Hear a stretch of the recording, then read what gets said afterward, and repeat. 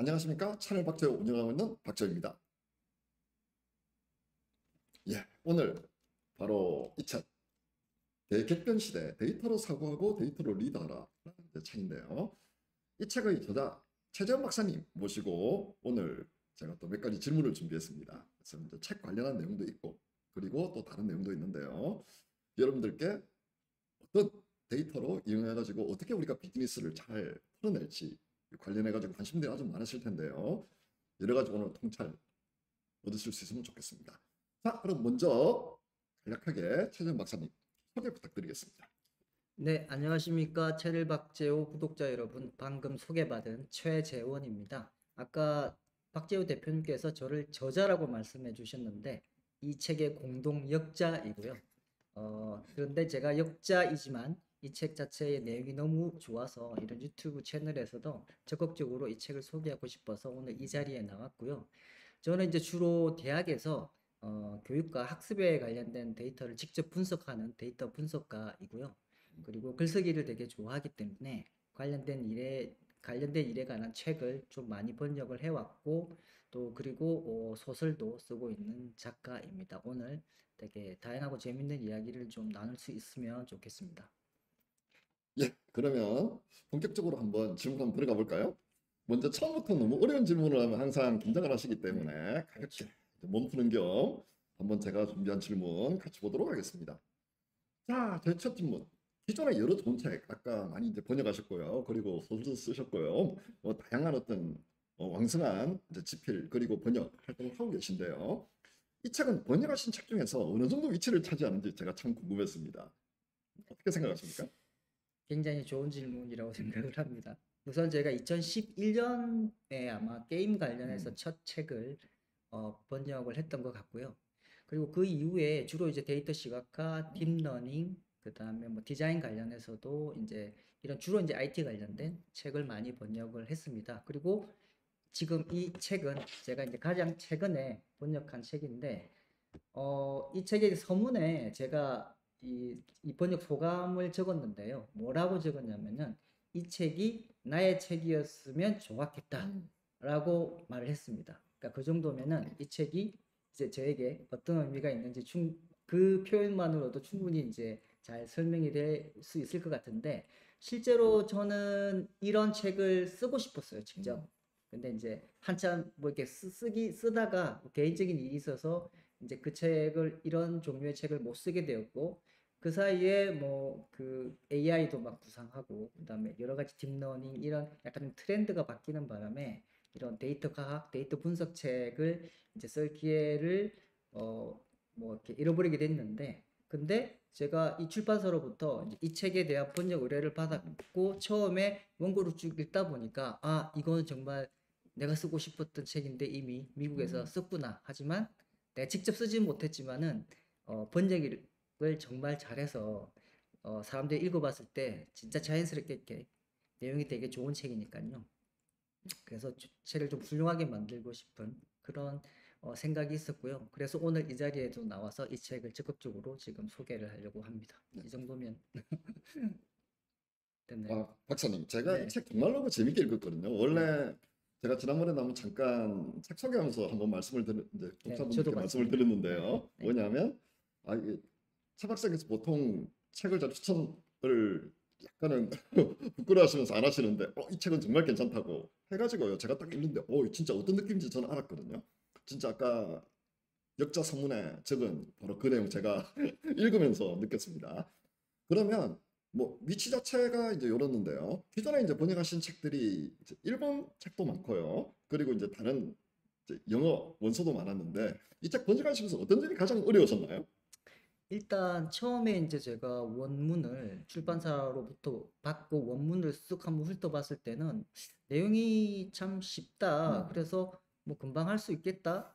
또는 이렇게 쉬운 책이 이거 출간해도 되나? 뭐 잘 팔릴 수 있을까? 이제 이런 생각을 하고 번역을 시작했는데 이게 보통 이제 그 쉽게 쓴다는 게 정말 어려운 일이거든요. 왜냐하면 쉽게 쓰기 위해서는 그 핵심을, 그 인사이트를 정확하게 알고 있어야 정말 간결한 문장으로 아주 쉽게 명료하게 설명을 할 수 있는데 제가 이 책을 쭉 읽으면서 너무너무 내용을 잘 설명을 하고 있는 거예요. 근데 이게 영어다 보니까 아무래도 이제 영어와 한국어의 차이가 있고 영어로 읽었을 때 너무 명료하고 쉽게 잘 설명이 되어 있는 것을 한국어로 어떻게 잘 이렇게 전환을 할 수 있을까에 대해서 고민을 되게 많이 했습니다. 그래서 그냥 한번 처음에 읽었을 때 저 자신은 이해를 잘하고 되게 흥미있게 읽었지만 이제 한국으로 옮기는 과정에서는 되게 많은 고민을 했죠. 이 저자가 설명하는 이 특유의 방식을 어떻게 한국어로 좀 잘 전환할 수 있을까. 그래서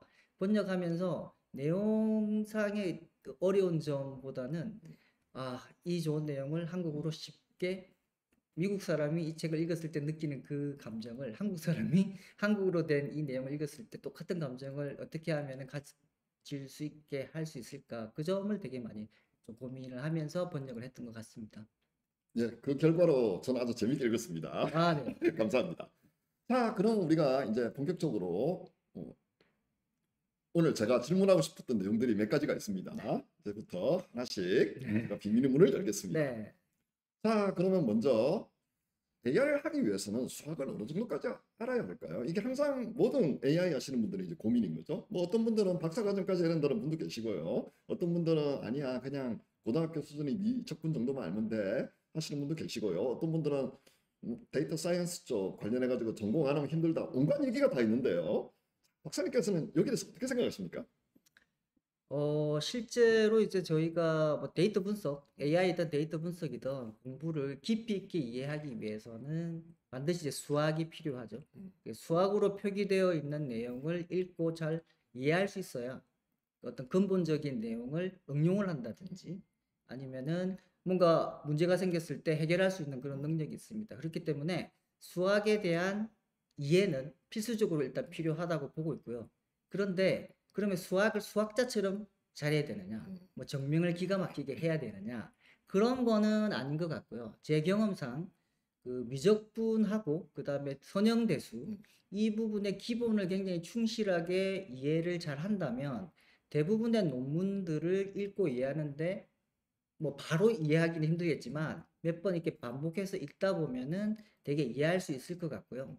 나머지는 이제 그거를 코드로 구현한 거를 이렇게 돌려보면, 그러니까 코드도 돌려보고 수식도 이렇게 왔다 갔다가 읽어보면은 이제 이 기존에 그 연구자들이 개발해 놓은 AI 이론에 대해서 잘 이해할 수 있는데, 근데 수학의 범위가 넓은 건 아니고 미적분과 선형대수의 기본을 굉장히 충실하게 잘 해놓으면 뭐 어느 정도 이해하고 응용할 수 있는, 그러니까 쉽게 말해서 그 AI 분야에서 일하면서 돈 벌면서 먹고 살 수 있을 정도는 뭐 될 수 있지 않을까 그렇게 생각을 하고요. 뭐 전 세계 샘 울트만 같은 사람이 될 수 있느냐 그건 모르겠습니다. 하지만 어느 정도 이 분야에서 일을 할 수 있을 거는 같다. 어느 정도의 수학 기본 기반 다지면 제 생각은 그렇습니다. 결국은 중요한 거는 기본기네요.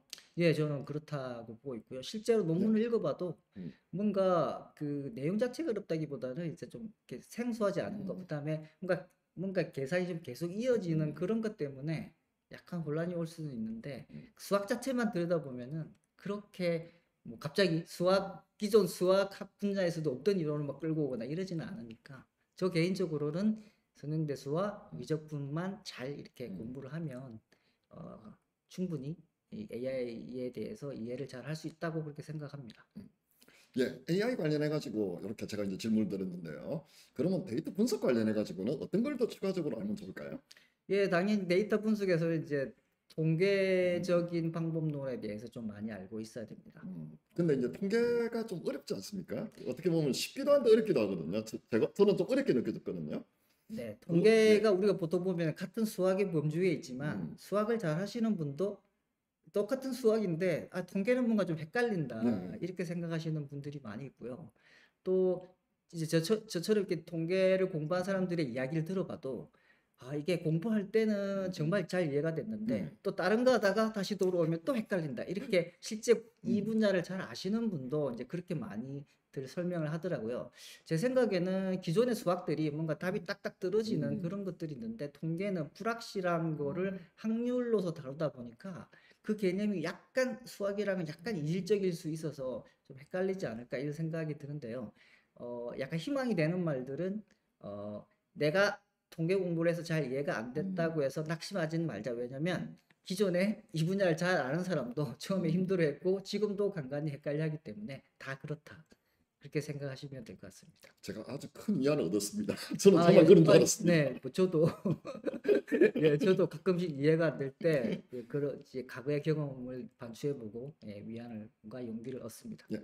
제가 이 책을 읽다 보니까 베이즈 설명을 굉장히 잘 하시는 것 같아요, 이 저자분이. 그래서 이 책 읽으면서 통계 관련해 가지고 우리가 어떤 도움을 받을 수 있을까요? 아니, 저는 정말로 이 책 진짜 좀 감동한 게 좀 있거든요. 네. 설명 자체가 되게 이게 직관적으로 이해하기 쉽도록 딱 돼 있더라고요. 네, 맞습니다. 일단 이 책은 아무래도 이제 이 책을 보는 사람들은 아마 아예 통계를 모르는데 보는 사람도 있을 것이고 이 책 저 책 공부를 했는데 우연히 또 이 책을 발견했을 수도 있을 것 같아요. 그랬는데 만약에 처음 이 책을 접한다면은 통계 뭐 별거 아니네 쉽네 이러면서 굉장히 마음을 편안하게 가지고 공부를 시작할 수 있을 거고요.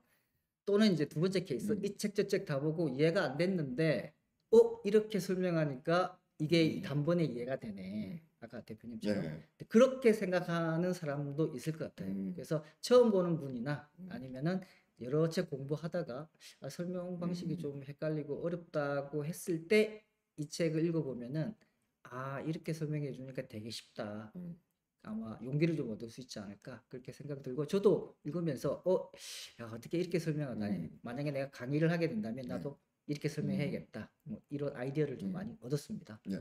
좀 신선한 방법으로 설명하는 게 있어서 예를 들어도 또 상투적인 예가 아니고 딱 어떻게 뭐 이런 예를 어떻게 가져왔지? 이런 게 참 많더라고요. 그래서 예 같은 거 관련해 가지고 이 책에서 되게 적절하게 잘 다루고 있는 것 같은데요.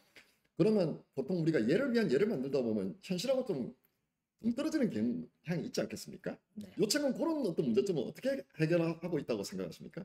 일단 이 책의 저자분들이 저희가 역자도 두 명이지만 이 저자분도 두 분이세요. 그래서 이 두 분들이 평소에 통계적인 개념을 설명하는 것을 두고 자 나는 이렇게 한번 설명해 볼게. 네가 들어보고 어떤지 한번 이야기해 줘. 이런 대화를 많이 나눴다고 네. 합니다. 그래서 이 두 분들이 굉장히 많은 대화를 통해서 이제 그 설명 방식을 다듬어서 나온 굉장히 정제된 좀 완성도가 높은 설명 방식이라고 이게 설명이 되어 있어요. 이 책에 보면. 그러다 보니까 암만 해도 이분들의 그 강연이나 아니면은 이런 고위 레벨의 경영자들에게 쉽게 설명하기 위해서 굉장히 많은 다른간의 경험이 좀 농축되어 있는 책이라서 일단은 다른 책하고는 고민의 깊이가 이 설명하는 거에 대한 고민의 깊이가 좀 많이 다르지 않나. 저 개인적으로 그렇게 생각을 하고 있습니다. 그런 비밀이 숨어 있었군요. 예. 자, 그럼 또 계속해서 다음 질문 드려야겠습니다. 이 책에서 가장 재밌는 내용 하나만 딱 골라야 된다면 뭘 선택하시고 왜 그렇게 생각하는지 설명해 주시면 좋겠습니다. 네, 이 책을 읽은 사람들이 재밌게 생각하는 부분인데 다 다를 거라고 생각하는데요. 일단 저는 제 개인적으로는 각 챕터마다 아까 이제 베이지안 통계도 이야기하셨지만은 뭔가 어떤 이론을 설명하는 그 방식이 너무 쉽고 그래서 모든 게 다 재밌었는데요. 근데 어떤 특정한 사례를 하나 이제 꼽자면 네. 여기에서는 이제 확률 계산을 할 때 이게 독립이냐 아니냐에 대해서 되게 중요하게 다룹니다. 네. 실제로 저희가 독립이 아닌데도 계산상의 편의를 위해서 독립이라고 가정하고 뭐 이렇게 계산하는 경우도 실제로 많은데 실제로 이 두 저자가 이제 이 책을 아까 지었다고 했는데 책에는 이렇게 나와요. 그러니까 어떤 미국에서 각각 다른 주에 있는 한 명은 프리랜서고 한 명은 직장인인데 이 사람이 동시에 지각을 할 가능성에 대해서 이제 이야기를 해요. 그러면 얼핏 보면 뭐 각각 다른 주에 살고 뭐 직업도 다르고 하니까 이 둘의 관계는 전혀 없는 것처럼 보이죠. 네. 그러니까 이 두 사람은 독립적으로 살아간다고 보는데 이 저자가 쭉 설명을 하면서 사실은 이 두 사람은 독립이 아니다. 이 두 사람은 우리 두 저자다 이러면서 약간 스토리텔링처럼 이렇게 이야기해서 저는 그걸 읽으면서 나도 번역하면서도 당했다 이렇게 생각이 들 정도로 그 부분이 저는 개인적으로 좀 기억이 많이 났습니다. 항상 확률 그리고 어떻게 보면 이 통계 쪽이 되게 어렵잖아요. 네, 우리가 항상 뭐 인과관계하고도 인과관계하고 헷갈리기도 하고요. 그리고 뭐 또 실수 많이 하는 거냐고 이제 베이지 같은 거. 예를 들어 그 자동차 그 타는데 문 열어가지고 네네네. 그 문제 아주 유명해서 수학자들도 많이 써봤다고 하잖아요. 맞습니다. 통계학자들은 야 그거 아니야 했는데 네. 수학자들은 네. 그게 이상하다고 막 얘기를 하는 것도 있는데요. 아, 갑자기 이름이 생각 안 났네요. 그게 예. 무슨 쇼인데. 예, 쇼에서 하여튼 그 네네. 해가지고 일대 완전 네네네. 엄청난 그걸 또 일으키지 않았겠습니까? 네네. 재밌는 건 뭐냐면 그걸 또 보고 나서도요. 우리가 또 일상생활에서 많이 실수를 하는데 요 책을 읽으면서 또 그런 실수를 좀 줄일 수 있으면 네. 아무래도 뭐 사업을 한다거나 아니면 우리가 어떤 의사결정을 내릴 때 좀 도움이 되지 않을까? 저는 그런 생각을 해봤습니다. 네, 줄일 수도 있고 이제 이 책의 예, 저자들도 전문가들인데 네, 항상 이야기를 합니다. 네, 확률이라는 게 우리의 직관이랑 많이 다르기 네, 때문에 맞습니다. 우리가 직관대로로 생각하면 실제 음, 확률하고는 많이 틀린다. 근데 음, 그거는 어쩔 수 없다. 음, 뭐 그런 이야기를 많이 하고요. 그래서 용기도 얻을 수 있고 음, 또 뭔가 이게 그 우리가 흔히 저지르는 실수에 대해서도 다시 한번 짚어주기 때문에 뭐 어디 가서 확률에 대해서 이야기할 때 그냥 자신감을 좀 가질 수 있지 않을까? 네. 뭐 저는 개인적으로 그렇게 생각합니다. 자, 다음 질문 넘어가겠습니다. 최근 생성의 AI가 등장함에 따라서 복잡한 머신러닝, 딥러닝 배울 필요 없어. 그냥 프롬프트하고 API 호출만 하면 돼. 이런 의견이 이제 점점 늘어나고 있는 것 같아요. 여기에 대해서 어떻게 생각하십니까? 제가 며칠 전에 그 가트너의 하이퍼 사이클인가요? 가트너의 네, 같은 거, 예. 하이퍼 사이클을 보니까 지금 LLM이 거의 정점에 음, 달하더라고요. 그건 뭐냐? 굉장히 지금 거품이 많이 좀 끼어 음, 있다라는 건데 실제로는 신기하니까 사람들이 이것만 있으면 다 할 수 있을 거라고 일단 생각을 많이 해요. 네, 저도 챗GPT를 사용해서 업무에 이제 도움을 굉장히 많이 받고 있고요. 실감적으로는 한 일주일 동안 해야 될 일을 한 하루 정도 만에 할 수 있을 정도로 생산성이 엄청나게 그렇죠. 높아진 거네요. 이제 많이 도움을 받는데 근데 얘가 쉽게 우리가 속된 말로 하면은 이 LLM이 어떤 꼭지를 못 따요. 그러니까 음, 활용 정점을 찍을 수는 없습니다. 네, 왜냐하면 완벽하지가 않기 때문에. 그러면은 LLM이 생성한 여러 가지 코드든 아니면 글이든 이걸 보고 얘가 지금 어떤 점이 부족하고 내가 여기서 뭘 더 추가해야 되는지는 결국 이 LLM을 쓰는 사람 자체가 이미 준비가 되어 있고 지식이 많아야 되거든요. 어떻게 보면은 이 LLM이라는 것은 초보자들한테는 오히려 무용지물인 것 같고요. 이 분야를 잘 아는 뭐 시니어나 아주 전문적인 사람들에게 오히려 더 큰 무기가 되는 게 아닌가 그렇게 싶어요. 그래서 예를 들어서 코드를 잘 모르는 사람들이 뭔가를 시켜서 잔뜩 코드가 나왔다 하더라도 물론 돌려보면 에러가 바로 나오긴 하겠지만 근데 이거를 어떻게 대처를 해야 되고 또 그다음에 어디서 뭘 더 찾아봐야 될지 이런 것들은 여전히 그 공부를 해야 되기 때문에 내가 LLM의 도움을 받아서 100%의 그 완성도의 일을 해야 되는데 80%밖에 일을 못 한다면 80% 완성도의 일을 어디 가서 했다 그러면서 뭐 돈 받고 인정받고 할 수는 없기 때문에 여전히 그 20%를 메우기 위해서는 공부를 할 수밖에 없고 또 이런 책을 보면서 학습을 할 수밖에 없다고 저는 생각을 그렇게 하고 있습니다. 역시 또 기본기가 중요한 것 같습니다. 맞습니다. 그리고 특히 이제 저는 이제 어떻게 생각하느냐 하면 보통 뭘 할 때 우리가 챗GPT나 아니면 구글 제미나이한테 물은 다음에 그걸 이제 그대로 쓰는데 저는 그렇게 하더라도 항상 이걸 좀 빼야 될 게 많더라고요. 넣는 거는 다 문제고요. 얘가 사족을 좀 많이 붙이는 이런 경향이 있어가지고 예를 들어 통계적으로는 말은 되는데 그러니까 뭐냐면 유창하긴 한데 보면 이게 쓸데없는 말들 이런 것들이 되게 많이 보이더라고요. 네. 그래서 그거를 일단 어떻게 걸러내느냐. 그런데 그건 알고 있지 않으면 못 걸러내거든요.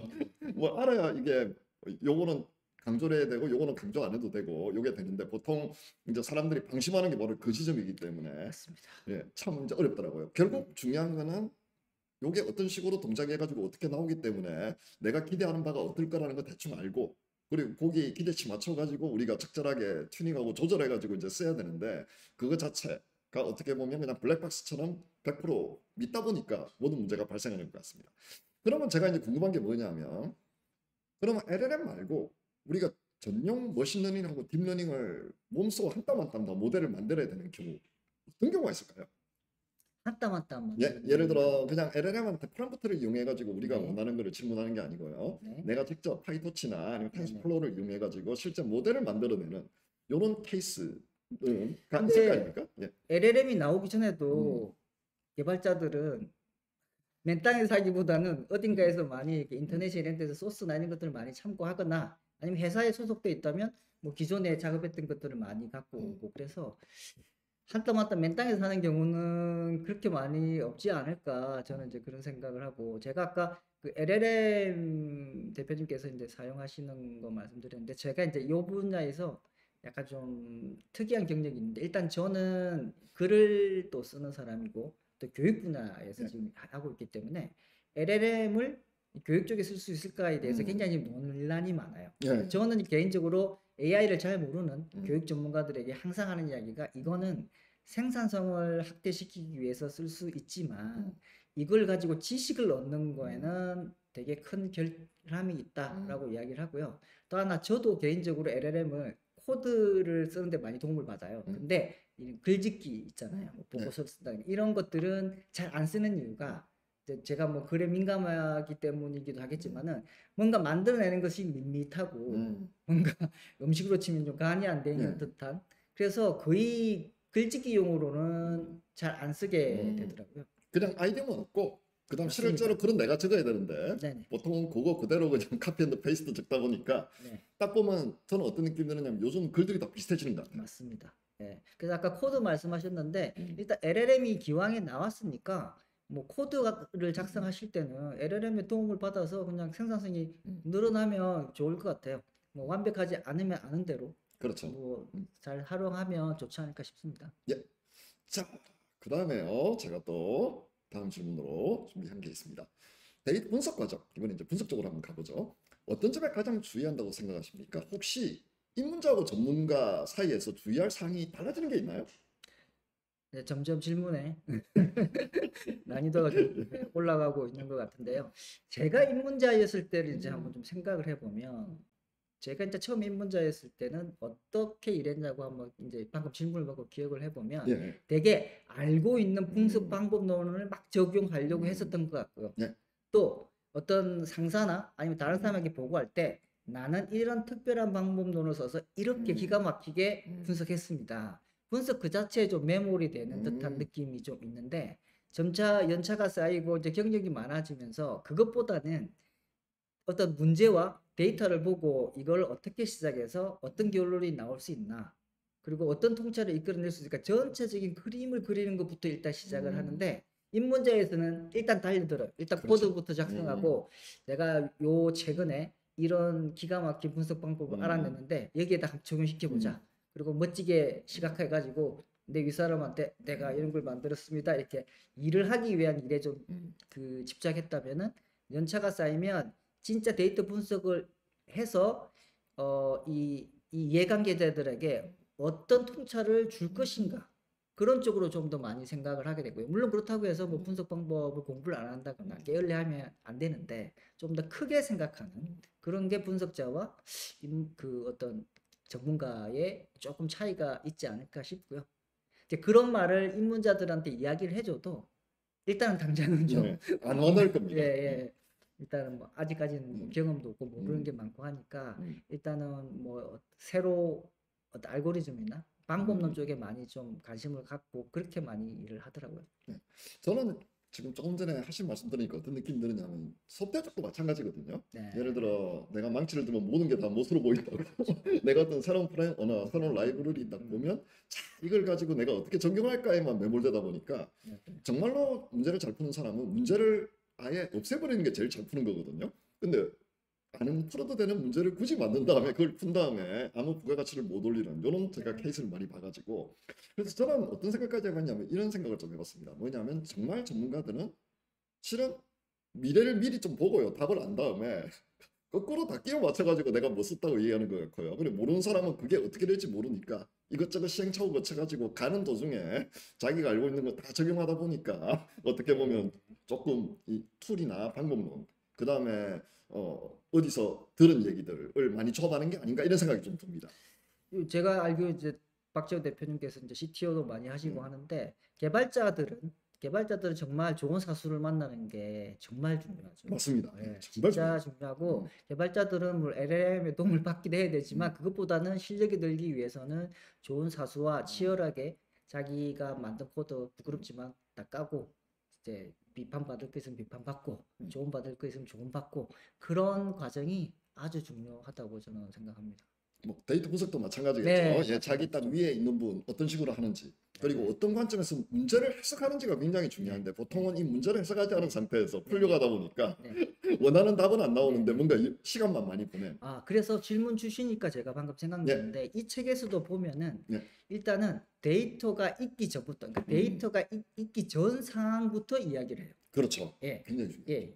그러니까 2장이 데이터가 진짜 데이터가 있어. 그럼 데이터를 어떻게 봐야 돼라고 이야기하는데요. 그 앞단에서 자, 데이터를 수집하기 이전에 어떤 문제에 지금 당면에 있고 네가 이 문제를 데이터를 가지고 해결할 수 있는가? 그리고 그 데이터를 분석해서 얻어내는 결과가 ROI가 있는가? 이런 문제부터 고민하라고 되어 있거든요. 이 맞습니다. 책에서 내용이. 그러니까 좀 연결되죠. 네. 아무래도 이 저자들도 뭐 경험이 되게 많으신 분들일 테니까 그 이야기부터 먼저 하고 있습니다. 예, 지금 조금 전에 말씀하신 게 저는 굉장히 이제 중요하다고 생각하고요. 여러분들도 항상 어떤 문제가 주어졌을 때 1번 이 문제 정말 풀어야 되는 거 맞아? 2번 풀어야 된다면 정말로 내가 ROI 있게 풀 수 있는 거 맞아?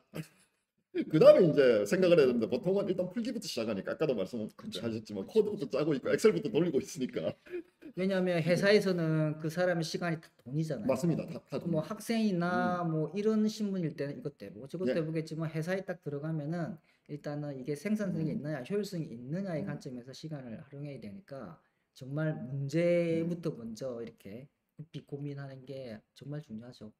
오늘 아마 한 얘기 중에 이 부분이 제일 중요하리라고 아마 네. 학자분들도 네. 아마 생각이 드실 겁니다. 자, 그럼 다음으로 한번 넘어가겠습니다. 이제 점점 더 어려워지는데요. 네. 데이터 분석이 야. 예술, 공학, 과학 중 무엇에 가장 가깝다고 생각하십니까? 저는 이제 그 데이터를 활용을 하는데 이름이 약간 다른 것들이 많이 있어요. 예를 네. 들어서 AI도 데이터를 쓰죠. 머신러닝도 맞습니다. 데이터를 쓰고 뭐 머신러닝이 나오기 전에는 뭐 데이터 빅데이터 마이닝 분석, 마이닝. 뭐 이렇게 많이 했잖아요. 이 맞습니다. 모든 것들이 다 데이터를 쓰는데 근데 어떤 분야에 따라서 이게 예술적인 측면이 강하냐, 공학적인 측면이 강하냐, 과학적인 측면이 강하냐가 약간 좀 섞여 있다고 보는데요. 예. 일단은 데이터를 분석해서 어떤 비즈니스의 의사결정 판단을 하거나 이런 영역에서는 사실상 좀 예술을 다른 말로 하면 저는 이제 좀 주관적 또는 경험, 통찰이라고 표현하고 싶은데 왜냐하면은 데이터가 다 완벽하게 되어 구비할 수는 없거든요. 맞습니다. 빠진 게 많죠. 굉장히 중요한 데이터가 빠져 있고 그 미싱돼 있는 공백을 이 분석하는 사람의 통찰과 경험으로 메꿔 넣어야 되거든요. 그런 메꿔 넣는 과정이 뭐 주관적일 수도 있는 거죠. 그렇기 때문에 약간 뭐 예술적인 측면이 강하다고 표현할 수 있고요. 마침 이 책에서도 우리가 탐색적 데이터 분석이 어떤 사람은 되게 싫어한다고 그렇게 표현을 했어요. 왜냐하면 약간 좀 주관적이니까 그냥 많고 많은 데이터 중에 어떤 측면을 더 볼 것인가 어떤 걸 더 깊게 팔 것인가는 순전히 분석가의 판단의 영역이기 때문에 그리고 개인적인 취향일 수도 있거든요. 어떻게 보면. 뭔가 꽂혀 있는데 네, 맞습니다. 이거 이상한데? 보자. 그래서 그거는 예술이라고 표현하셨는데 어떤 주관성이 좀 강한 분야가 있고요. 나머지 이제 공학과 과학인데 저는 이제 AI를 공부하면 할수록 이게 약간 공학이 아닌가 싶은 게 예를 들어서 시기별로 굉장히 중요한 모델이 하나 나옵니다. 뭐 최근에 가장 최근에 트랜스포머가 나왔죠. 뭐 AI 그 LLM 관련해서 그러면 LLM의 이 트랜스포머가 나오면 뭐 단점도 있고 여러 가지 결점이 있을 거예요. 그러면 그거를 연역적으로 개선하는 게 아니라 일단은 뚝딱뚝딱 해서 이렇게도 해보고 저렇게도 해보고 엔지니어가 이렇게도 돌려보고 저렇게도 돌려보고 하면서 굉장히 최적화 지점에 이르거든요. 대부분의 AI가 개선되고 발전되는 거는 그래서 뭔가 쉽게 말하면 공돌이처럼 뚝딱뚝딱 해보는 게 굉장히 중요하다고 해서 저는 그거는 좀 공학적인 면이 있는 것 같고요. 이제 과학은 뭐랄까요? 이런 그 우리가 어떤 실험 데이터를 가지고 예를 들면 임상 같은 경우에는 대부분 다 실험 데이터를 가지고 쓰거든요. 그래서 원인 인과관계를 과학적으로 추론하는 그런 쪽의 그 데이터 분석은 또 과학이라고 봐서 똑같은 데이터를 써서 다양한 이름으로 하고 있지만 어떤 분야는 좀 예술적인 측면이 강하고 그 다음에 어떤 측면에서는 굉장히 공학적이고 어떤 측면에서는 과학, 재현성 이런 것들에 대해서 되게 중요한 그런 영역이 있어서 좀 약간 좀 다르다고 일단 생각이 드는데 어쨌든 세 가지 그 예술, 공학, 과학이 모두가 다 조금씩 있는 것 같다 그런 생각입니다. 한마디로 종합 예술처럼 이제 들리는데요. 특히 이제 예를 들어서 제가 하고 있는 이런 교육 분야에서는 예. 실제로 이제 이런 그 개인적인 경험이나 기존에 있는 이론을 갖고 와서 통찰을 좀 메꿔야 되는 데이터는 되게 많이 군데군데 듬성듬성 비어 있기 때문에 그거를 메꿔야 되는 그런 그런 일을 해야 될 일이 많거든요, 경우가. 이제 그럴 때를 보면은 좀 뭔가 이게 좀 예술적인 성격이 좀 어느 정도 있지 않나 이렇게 보고요. AI 엔지니어나 데이터 엔지니어는 아무래도 공학적인 측면이 굉장히 강하지 않을까 싶습니다. 그렇겠죠. 네. 그러면 결국 데이터 사이언티스트가 남는데 보통 보면 우리가 이제 가설을 세우고 이런 검증, 즉 내가 정말로 원하는 어떤 이런 이론이 있을 거야라고 딱 한 다음에 데이터 가지고 그거 정말 맞는지 안 맞는지 보통 우리가 이제 찾아내는 이런 과정이잖아요. 이 책은 어떤 점에 포커스를 많이 맞추고 있는 것입니까? 예를 들어 예술, 공학, 과학 쪽에서. 이 책은 기본이죠.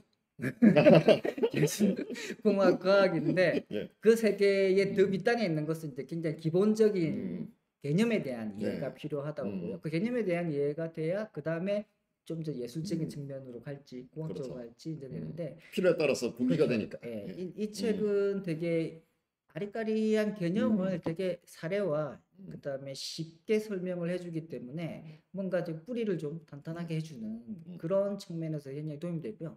이 책을 읽고 난 다음에 이제 본인이 선택하면 되겠죠. 내가 예술적인 영역으로 네. 가든지 가든지. 공학으로 가든지 이제 공학으로 갈 거면 이런 그 소프트웨어 프로그램 짜는 능력이나 이런 것들을 좀 더 공부를 좀 더 해야 될 거고 예. 과학적으로 갈 거면 조금 더 이제 이런 수학이나 음. 뭐 이런 이론 쪽에 조금 더 공부를 해야 될 거고 그런 생각이 듭니다. 예. 자, 벌써 마지막 질문이 마지막인가요? 됐네요. 아, 이거 아유, 좀 아쉽기도 한데요. 자, 예. 마지막 뭐, 질문. AI를 비즈니스에 연계할 때 주의사항은 무엇일까요? 왜 많은 회사들이 AI를 도입하는 과정에 부정적인 시각을 보이거나 아니면 아, 이거 할까 말까 막 간보고 투자하는 이런 상황이 될까요? 제가 이제 이 질문을 듣고 세상은 굉장히 넓고 다양하다고 예. 생각했던 게 아마 박재호 대표님이 주로 만나는 분들과 제가 주로 만나는 분들이 굉장히 좀 다른 세계에 있지 않을까 일단 생각이 듭니다. 예, 아무래도 일단 교육 분야하고 저는 아무래도 좀 근데 제가 만나는 사람들은 다 AI라면 다 환영을 하거든요. 우리 언제 할 수 있어? 이거 뭐 음, 어떻게 하면 돼? 예. 다들 환영하는 분위기예요. 근데 박재호 대표님이 만나시는 분들은 아마 좀 이제 기술자들, 엔지니어들이 많이 있다 보니까 뭐 AI 한계나 이런 것들을 좀 알다 잘 알고 보니까 계셔서 그런 것 같아요. 좀 부정적일 수 있는데 공통적인 거는 이제 제가 만나는 사람 쪽에서는 너무 AI에 대해서 환상을 많이 가지고 있는 게 좀 그게 좀 문제라서 AI가 모든 걸 다 해줄 것 같은 예, 예. 거의 우리가 일반 AI가 이제 강 AI가 있고 약 AI가 있지 예, 않습니까? 맞습니다. 대부분 강 AI가 이미 나왔다고 생각하고 있기 때문에 아, 그 무슨 사람들의 어떤 그 기대와 음. 욕구를 낮추는 거가 주로 제가 하는 일인데 이제 아마도 박재호 대표님 저는 반대로 해야 됩니다. 이제 예. 그런 것들이 있을 것 같은데요. 근데 AI를 만약에 비즈니스에 도입한다면 기존부터 하고 있던 비즈니스가 있는데 그게 AI를 접목하는 경우와 아예 AI를 가지고 비즈니스를 시작하는 경우가 이제 많이 좀 다를 거라고 보는데요. 기존의 비즈니스가 있는데 거기에다가 AI를 접목하려고 했을 때는 대부분 데이터가 없거나 아니면은 개발하는데 돈도 많이 들고 엄청난 맨먼스가 투자되는데 거기서 얻는 이익은 적거나 맞습니다. 뭐 그런 게 이제 가장 큰 이유이지 않을까 싶고요.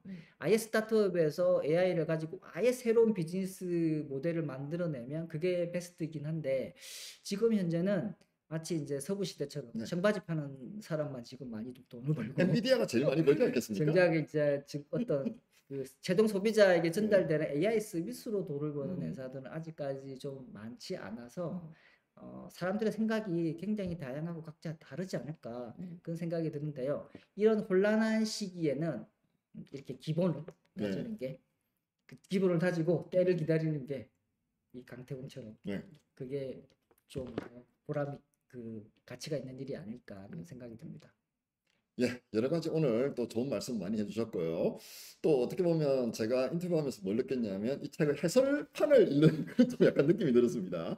아마 책 읽어보신 분들은 오늘 또 이렇게 인터뷰하면서 질문 내용이 이 책 어떤 부분하고 연결되어 있는지 아마 그런 것들 떠오르시는 분도 계실 거고요. 그다음에 이제 책을 읽기 전에는 아, 이런 책을 어떤 관점에서 바라보면 예를 들어 아까 말씀하신 중에서 우리가 예술이냐, 공학이냐, 과학이냐 어떤 관점으로 바라봐야 되느냐를 잘 설명해 주셨는데요. 이 책이 바로 이제 그걸 하기 위해 가지고 기초 기반 그리고 이제 개념을 간단히 다져놓은 다음에 그 다음에 이제 이게 예술 공학 뭐 과학을 따지는 것이 그거 전에는 뭐 따질 것도 없지 않겠습니까? 그래서 그 관련해 가지고 오늘 여러 가지 이제 통찰력 있게 또 해설 또 잘 해주셨고요. 그리고 여러 가지 또 저도 또 오늘 알게 된 것도 많습니다. 여러분들도 아마 요거 보시면서 이 방송 보시면서 질문에 대해 가지고 이제 답변 중에서 딱 기억에 남는 것들 이렇게 딱 메모해 두셨다가 요 책 한번 다시 읽으시면서요. 그 부분 한 번 더 복습하시면 참 도움이 될 것 같습니다. 오늘 정말 귀중한 시간 내주셔서 감사하고요. 자, 이제 이거는 여기 질문에는 없는데요. 제가 네네. 궁금한 거 한 가지. 네네. 혹시 이 책을 능가하는 다른 책 집필하실 생각 계획 없으십니까? 이제 개인적으로는 물론 그 좋은 책을 쓰고 싶은 욕망은 항상 있고요. 근데 이제 이 책이 굉장히 많은 영감과 아이디어를 저에게 줬기 때문에 계속 좀 생각을 좀 많이 하고 있고 개인적인 소감을 제가 말씀드리자면 제가 채널 박재호의 구독자입니다. 그래서 되게 이제 좋아하는 유튜브인데 예, 이렇게 나와서 이제 제 책은 아니지만 제가 역자긴 하지만 그만큼 역자로서도 추천을 하고 싶을 정도로 이제 좋은 책이어서 제가 부끄럽지만 나와서 이렇게 소개를 했는데요. 기회가 된다면 제 책을 써서 여기에 다시 나올 수 있으면 아주 기쁘고 행복할 것 같습니다. 그때까지 제가 기다리고 저도 또 나름대로 또 여러 네. 가지 책 읽고요. 저도 또 좋은 질문들 또 많이 준비하겠습니다. 그때까지 채널이 훨씬 더 성장해 있었으면 좋겠네요. 예, 감사합니다. 오늘 그러면 긴 시간 동안 이 책에 대해 가지고 얘기를 나눴는데요. 지금 이제 마무리를 해야 될 것 같습니다. 앞으로도 제가 계속해서 또 이렇게 훌륭하신 분 모시고 제가 인터뷰 자주 진행하도록 하고요. 독자 여러분들도 성원해 주시면 제가 또 거기에 맞춰 가지고 또 여러 가지 좋은 프로그램 준비를 하겠습니다. 그럼 오늘 여기서 마무리하겠습니다. 이상 채널 박재호 운영하고 있는 박재호였습니다. 감사합니다. 감사합니다.